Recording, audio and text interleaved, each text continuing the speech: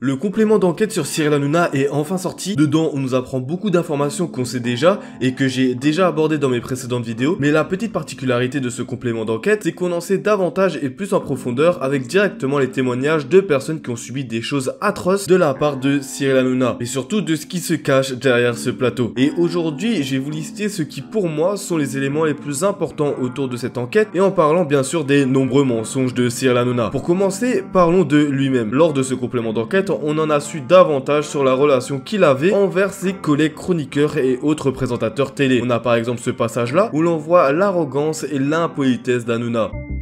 Je te mets un morceau de mortadelle au fond de ton cul de charcutier. Ce SMS, la star de C8 l'a adressé à un ancien ami devenu son ennemi, l'animateur Arthur. Dans d'autres messages, le présentateur de TPMP cible les équipes de TF1 qui travaillent avec son ancien mentor. Je leur mets un tigre du Bengale dans le cul. Je lui mets ma teub sur la tête. Hors antenne, c'est aussi ça le style Hanouna. Sanguin et fleuri. J'avoue que quand j'ai vu cet extrait pour la première fois, j'étais à la fois mort de rire et en même temps outré de ce qu'il lui a adressé. Parler de cette façon à un ancien collègue, voire même ami, avec qui il a travaillé pendant tant d'années et lui sortir des choses ainsi, ça nous montre à quel point Hanouna se prend pour le roi du pétrole. On a ce passage là aussi où l'on comprend que Cyril Hanouna manipule entièrement ses chroniqueurs en les engueulant une première fois bien comme il faut, car à la suite de l'embrouille avec Louis Boyard, qui a duré pas loin de 10 minutes, je pense que vous vous en souvenez, Hanouna était complètement remonté, se présentant le lendemain dans ses loges en incendiant toute son équipe et en les obligeant à s'en prendre à Louis Boyard. Notre source anonyme nous a raconté les coulisses. Le lendemain de l'affaire Louis Boyard, il a convoqué toute l'équipe à 17h30 dans sa loge. Et il a même dit une phrase dont je me souviens parfaitement parce qu'elle m'avait marqué. Il a dit « Est-ce que vous savez pourquoi je suis riche et que vous ne le saurez jamais ?» Personne n'a répondu. Il a dit « Parce que je suis fidèle. Et parce que Bolloré, il est fidèle. Quand il y a eu l'affaire Louis Boyard, je n'ai pas reçu un seul texto pour me soutenir. Dans l'équipe, on se disait, mec, déjà on t'a pas enfoncé, c'est déjà très gentil de notre part. Parce que traiter de tous les noms un député, même s'il est élu par 400 personnes, c'est quand même un député. Après, il a repris, il a dit, vous êtes des merdes. À partir de maintenant, la démocratie, c'est moi. Le premier qui n'est pas d'accord avec moi, il dégage. Et personne ne vous récupérera parce que vous êtes des merdes. Ensuite, il a dit, ce soir, on va faire une émission sur Louis Boyard et vous serez tous d'accord avec moi, on va le massacrer. Et si vous regardez l'émission, vous avez tous béni oui qui sont extrêmement choqués en plateau. Nous avons retrouvé l'émission en question et notre source ne s'est pas trompée. Voici ce que les téléspectateurs ont pu entendre dans le numéro de TPMP qui a suivi le clash avec le député. Moi, je trouve que tu as été plutôt vachement bien parce que tu as mis du temps. Moi, j'ai cru que tu allais l'emplâtrer beaucoup plus tôt.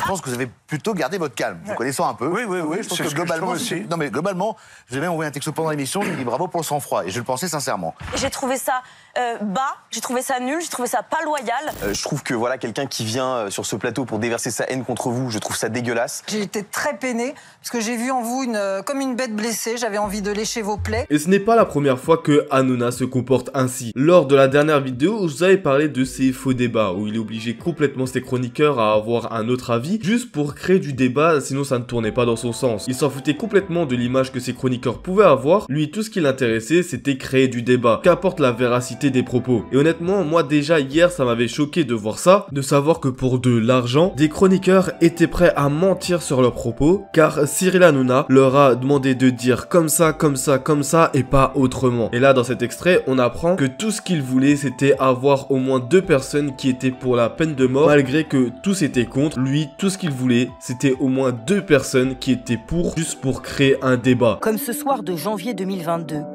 quand Nordal Lelandais, l'assassin de la petite Maëlys, est jugé devant les assises. On a demandé à l'équipe de débattre sur la peine de mort. Évidemment, tous les chroniqueurs étaient contre. Donc Cyril est rentré dans la salle et il a dit il n'y aura pas de débat, ça fait chier. Il a dit démerdez-vous, j'en veux 2 qui soient pour. Je pense qu'effectivement, si cette affaire doit servir à quelque chose et la mort de cette vie doit servir à quelque chose, c'est effectivement à relancer le débat sur la peine de mort. Oui, ça j'en suis assez convaincu. Tout tout est faux. C'est ça qui est assez marrant.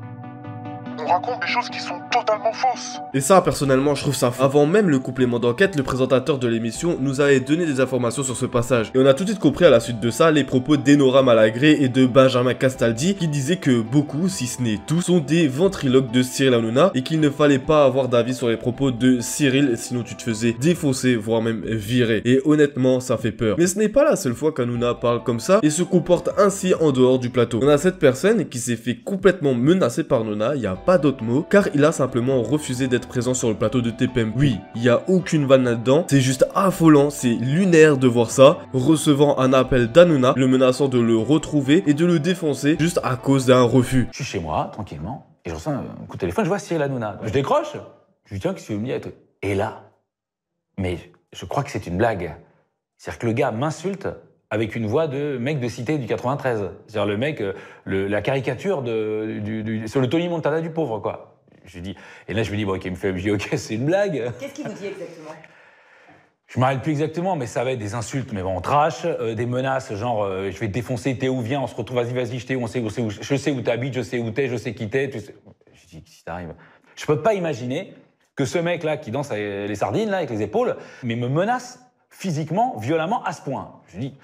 Moi je dis ok, c'est une blague, super drôle, puis je raccroche. Mais revenons un peu sur les mensonges d'Hanouna, car ça ne s'arrête pas là bien évidemment. Lors de la réforme des retraites, la France était sans dessus dessous. Et c'est là qu'Hanouna a décidé d'inviter les agents de la Bravem. Par la suite, on a appris que ces agents-là n'étaient pas de vrais agents, mais soit des comédiens ou alors d'anciens fonctionnaires de la police. Et puis ça s'était arrêté là. Mais aujourd'hui, on a beaucoup plus d'informations sur le sujet et sur l'histoire qui se cache derrière. Et vraiment, ça fait peur. Car ces policiers-là ne sont pas des agents de la Bravem. Et il l'avait précisé à Cyril Hanouna que l'émission n'était pas réalisable s'il viendrait en tant qu'agent de la Bravem, car ils n'ont jamais exercé cette fonction. Mais ça ne lui a fait visiblement ni chaud ni froid à Cyril Hanouna, appuyant ses propos en direct. Diana nous a dit que nous serions présentés comme des membres de la Brave M. Nous avons dit qu'il était hors de question qu'on nous présente comme étant de la Brave M, car aucun de nous n'avait été affecté dans cette unité. Son collègue, Fabien B, raconte aux enquêteurs sa surprise en coulisses quand il découvre le lancement de Cyril Hanouna. Et on aura 5 membres de la Bravem avec nous. Ils seront bien entendu masqués. C'est la première fois qu'ils vont donc témoigner dans une émission. C'est vraiment une exclusivité. Ils vont nous dire pourquoi ils sont... Nous nous sommes alors tous regardés, car ce n'était absolument pas ce qui avait été convenu avec la production. Selon Sandra D, les 3 policiers menacent alors de quitter les studios. On a dit alors à Diana que nous ne pourrions pas aller en plateau si nous étions présentés ainsi. Et Diana nous a rassurés. Et l'émission a commencé. Tout le monde savait, Diana et le présentateur, que personne n'était de la Brave M. Mais cela ne gênait personne. Le soir même, quand je regarde Internet, je comprends avoir été trompée. On me l'a fait à l'envers. Mais cette histoire ne s'arrête pas là, car dans le complément d'enquête, on a pu entendre la version des faits de la réalisatrice de l'émission, qui affirme tout le contraire, disant que c'était eux qui s'étaient présentés comme agents de la Bravem et que la réa de TPMP n'y est absolument pour rien. Bref, du bipo complet pour se dédouaner complètement des accusations. Nous avons contacté la programmatrice de l'émission. Diana estime avoir été trompée par l'ancien policier.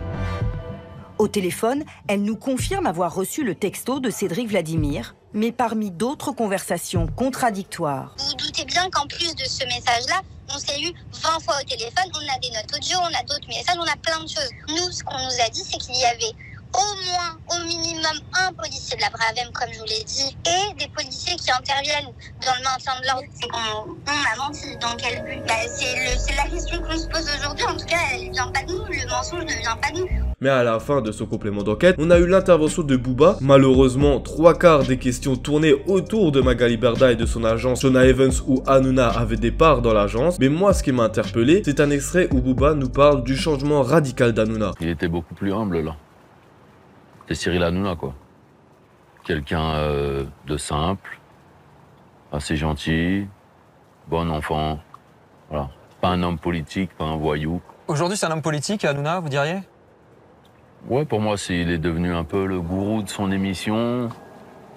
On voit très bien que ses chroniqueurs sont à ses pieds, qu'il les manipule, qu'il les maîtrise, qu'ils sont pas libres de de leur discours. Et moi, je trouve cet extrait intéressant. Malgré qu'on apprend qu'il jouait au débile concernant l'agence de Magali Berda, on apprend directement qu'Hanouna a eu un changement de personnalité radical et qu'il est vite devenu une autre personne. Et quand on regarde attentivement les propos de Booba, on se rend compte que ça vient directement après le chèque qu'Hanouna a reçu pour produire des émissions de la part de Bolloré. Est-ce une coïncidence? Personnellement, je ne pense pas. Honnêtement, j'en attendais davantage de ce complément d'enquête. Et pour tout vous dire, je suis déçu du complément d'enquête. Il nous a raconté énormément de choses qu'on savait déjà et que je vous ai déjà présenté sur cette chaîne, et beaucoup sont du même avis que moi, et j'aimerais bien avoir votre avis sur le complément d'enquête d'hier en commentaire. Si la vidéo t'a plu, oublie pas de t'abonner et de liker, ça m'aiderait énormément, donc merci infiniment à toutes les personnes qui le feront. Moi sinon, je vous laisse là, c'était Foufa, passez une bonne journée ou soirée, ciao.